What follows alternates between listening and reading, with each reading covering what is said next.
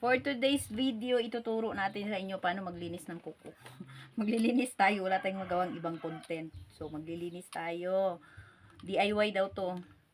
Do it yourself. Kung hindi ka marunong maglinis ng kuko, dapat matuto ka kasi. Para makasave din. Ganito lang naman ang gagawin. Oh. Kuskusin mo lang. Basta make sure lang na pwede ka namang mag-practice muna. Sa sarili mo muna practice ka. Tapos, pag okay na, pero pwede ka rin kumuha ng beauty care. 6 months lang naman yan. Pero mas maganda kasi kung experience talaga. Ako kasi nag-experience ako muna. Then nag-aral ako ng beauty care. Nung pagpunta ko ng abroad para may in situ. Pero hindi rin naman basihan yung nandun eh.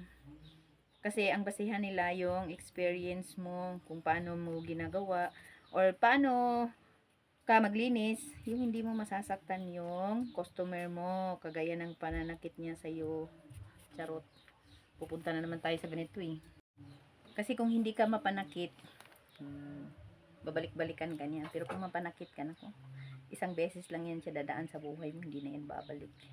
Parang relasyon lang yung paglilinis ng kuko. So, mag-diniper tayo. Pero, dapat ang gumawa nito yung lang ha, expert lang. Pwede ka mag-practice sa sarili mo. Ako kasi, for more than 20 years, ito na yung hanap buhay ko. Dito ko tinaguyod yung mga anak ko dati. Pero ngayon, bibihira na lang ako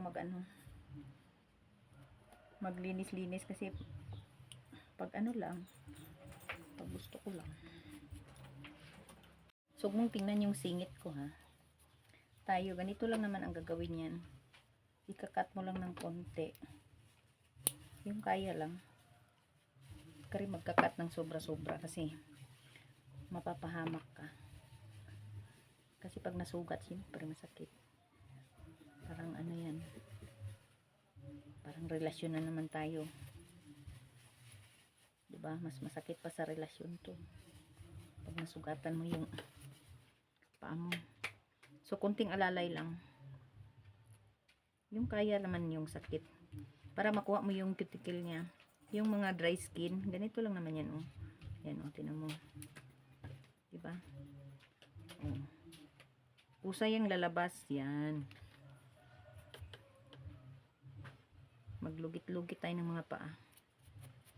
Para Pero syempre, lilinisan mo yung gilid.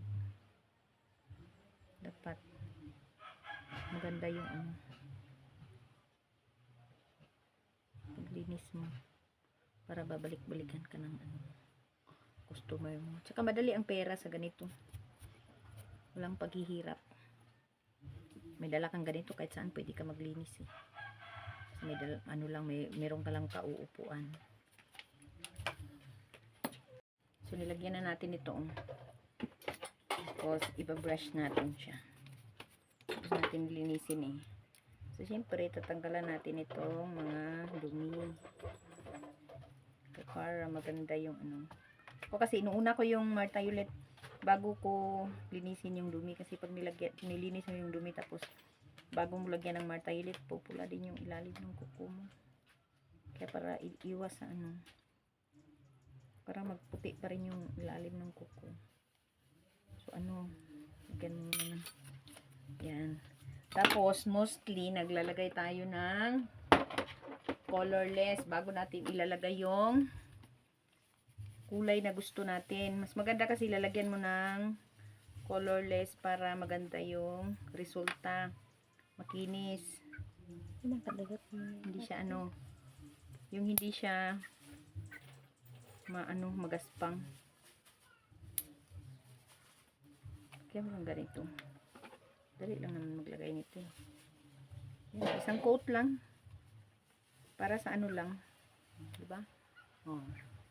Yan lang siya. Ay, puta. Yan. So, ayan na siya. Nalagyan na natin ng Q-Tix. Yung isa na naman ang lagyan natin. Ito na yung result ng natin paglilinis. Ayan na siya. Ganda ng kuko.